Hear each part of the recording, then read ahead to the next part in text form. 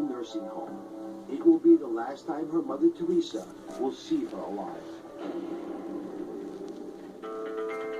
Kenneka and 3 friends arrive at the Crowd Plaza O'Hare Hotel for a party where minors are being served alcohol. At 1:30 a.m., Kenneka speaks to her sister Lenore on her cell phone. Shortly after, she goes missing. It's after 4 a.m. when Kenneka's worried friends call her mother. They have her cell phone and car keys and are in Kenneka's car, but she is nowhere to be found. By 5 a.m., a distraught Teresa arrives at the hotel to search for her daughter, but the staff refuses to show her surveillance footage without a formal missing persons report.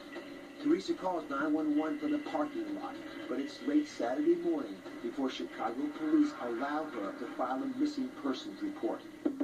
At 1:15 p.m. Saturday, the official search for Kenneka begins, only to end 11 hours later at 12:48 a.m. Sunday, when Kenneka is found in a vacant area of the hotel inside a walk-in freezer. She's dead. Protesters are gathering now for the 3rd day to stand with the victim and her family as they demand answers from police. Questions continue to swirl in the death of 19-year-old Kenneka Jenkins. The investigation prompts viral speculation as police scour hotel footage and online videos of Kenneka's last living hours.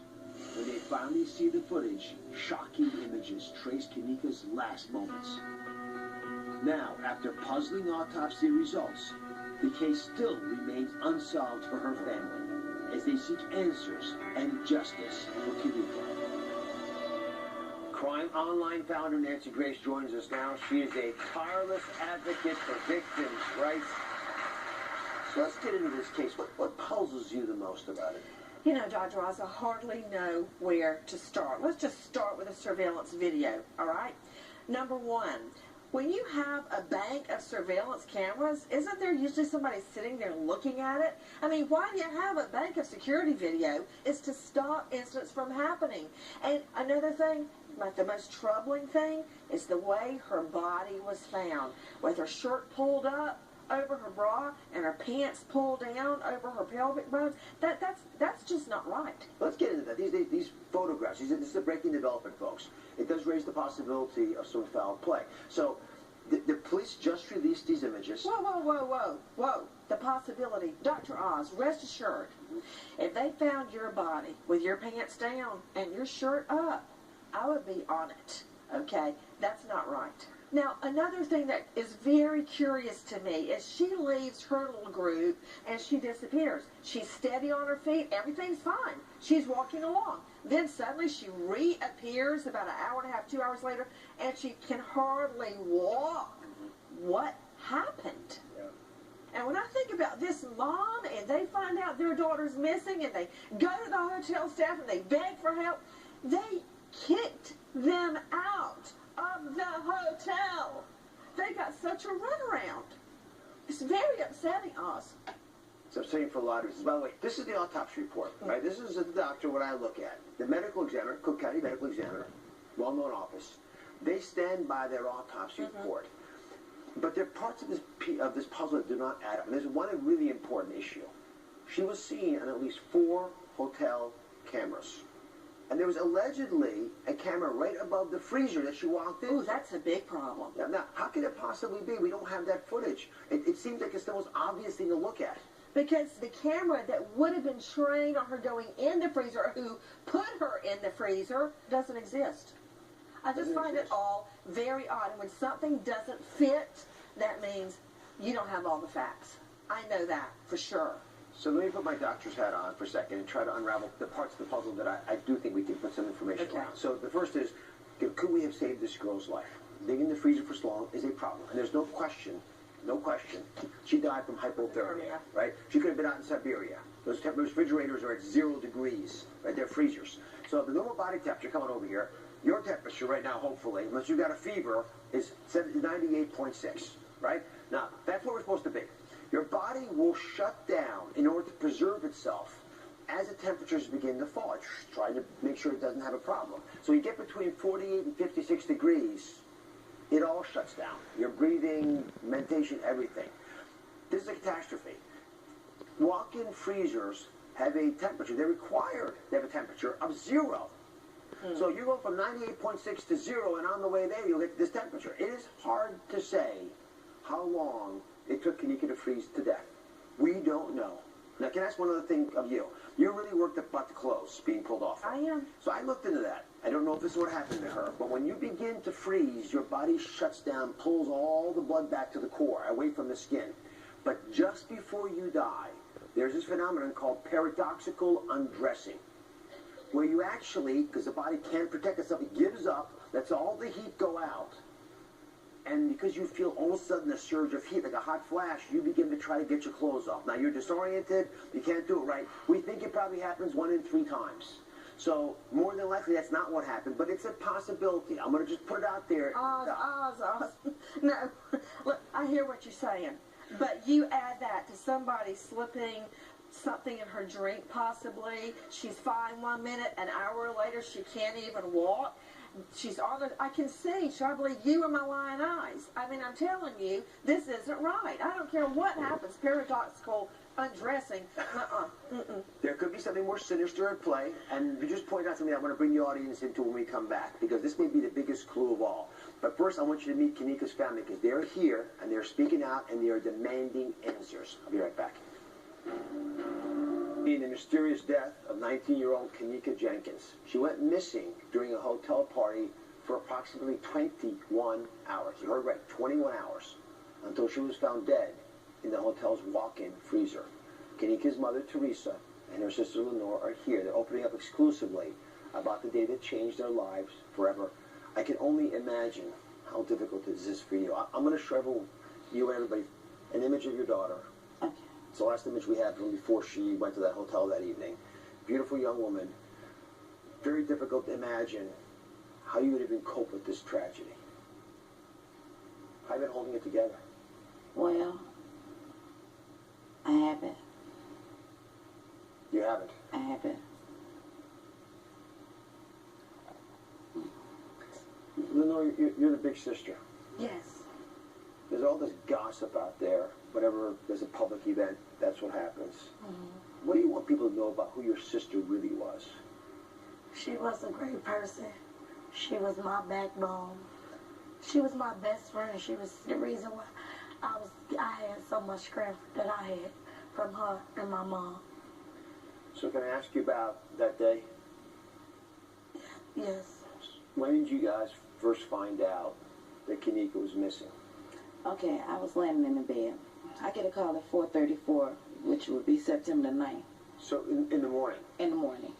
So you're automatically a little concerned because you're getting called at 4 in the morning. Most Yes. parents are. So, Yes. Dad, I don't like getting calls at 4 in the morning. Yes. And what you hear when you opened the phone? And it was from my daughter's friend, and I heard she said, "Mom, we can't find Kenneka."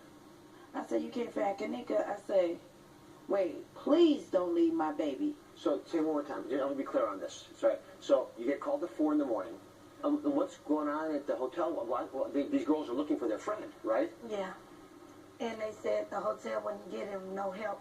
And as they walked around looking for my sister, they said the hotel told them if they don't leave, they would call the police on them.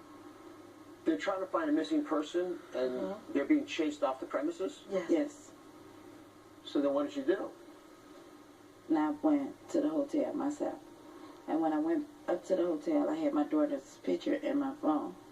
And I went to the front desk and I asked the manager there, I said, my daughter's friends woke me up and told me that my daughter, they lost her in this hotel.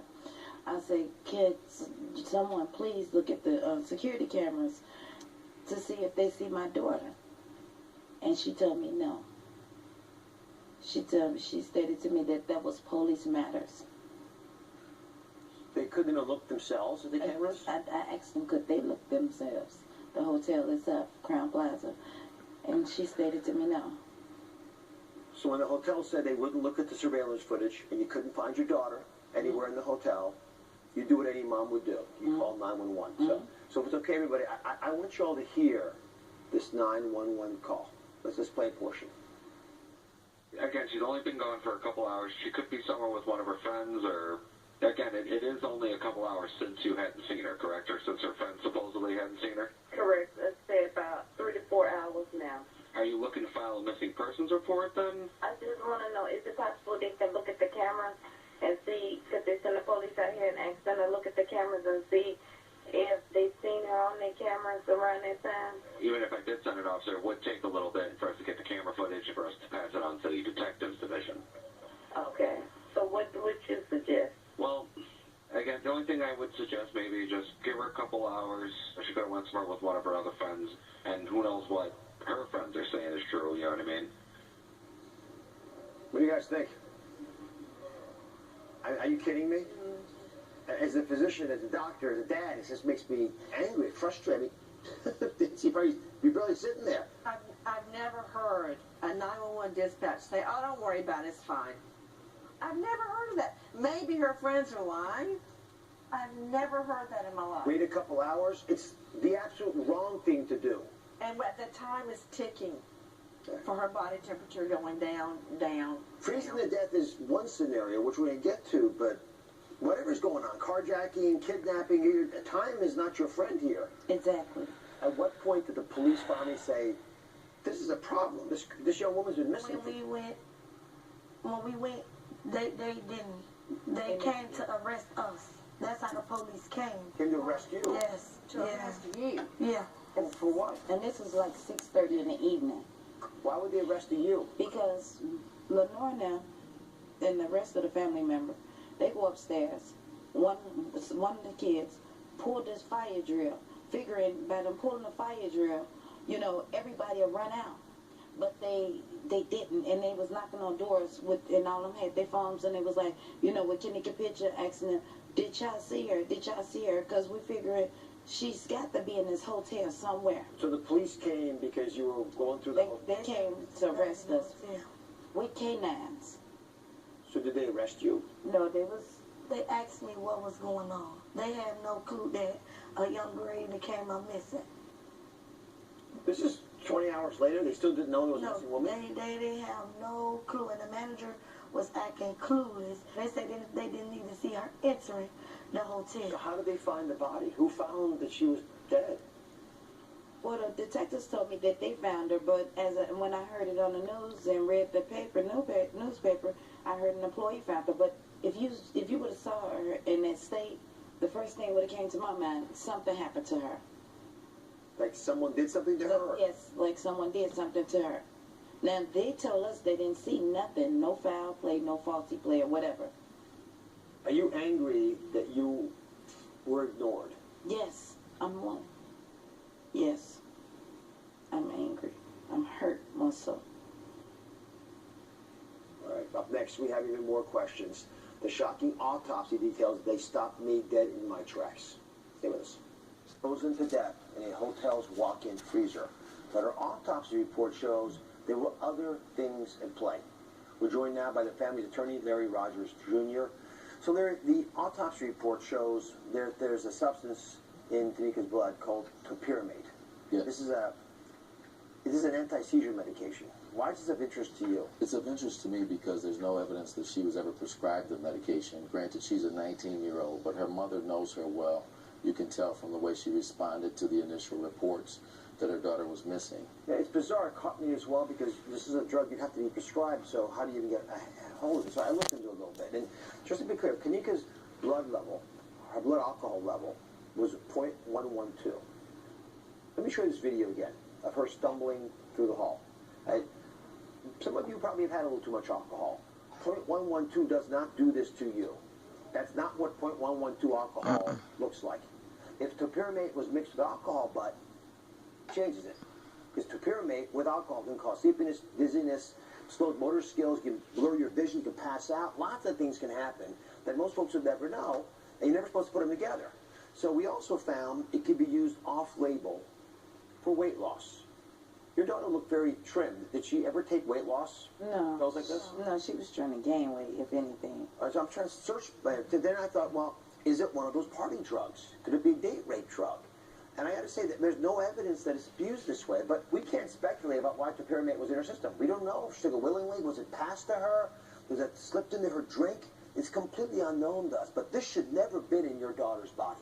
Yes. And it warrants investigation. You can't ignore a finding like the pyramid in her system. Do you think someone slipped this little itty-bitty pill to your daughter? Yes. My daughter didn't like taking pills. That would really get me upset. Yes. Someone drugged my child. Yes. That may not have been what killed her, but that led to her doing whatever happened that caused her to get in that freezer. And you bring up a good point about the way she's staggering through the hallways. How does she stagger through the hallways and that go unrecognized by staff at the Crown Plaza Hotel? So we went out and we got in touch with the Rosemont Police Department, and they've stated that they have closed Kenneka's case. They say they've just closed it because they did not find any signs of foul play. So then we asked about the alleged surveillance camera. You mentioned there was one above the freezer. Yes. That theoretically would have seen her walking in or someone dragging her in. Yes. Right, whatever needed, because that's a big question. How do you get a big, heavy door open? Yes. Right? And here's what they state. I wasn't there, but they were. And they say there is one motion-censored still camera inside the kitchen that points in the area of the freezer, but does not show the door of the freezer. So they couldn't actually see the door itself. We followed up with the Crown Plaza Hotel itself, where Kenneka's body was found, and their spokesman stated that no video shows her entering the freezer because we never had a camera there. So Larry, how do you respond to that? Lying-ass I went to the Crown motherfuckers. Plaza and I did a walkthrough of the area. They had some 46 or so cameras there, and there were cameras that should have captured her progressing, apparently, according to them, toward this kitchen that did not capture her, and they claimed they weren't working. Nancy, what happened here? This is. You know, Dr. Oz, when I think about them trying to go door to door, showing the picture, then running to the next door and showing the picture as the minutes passed and her body temperature went down, down, down, down, down. Why was she told no? Why don't I see things in the autopsy like fingernail scrapings? Was there DNA under her fingernails? We'll never know. We'll never know now. Why would there's one thing after the next that went wrong? And when I think about what this mother has been through, and you know what I noticed about her? She'll get upset and then she tries to be real calm. Why? Why were you trying so hard to stay calm? Because I know.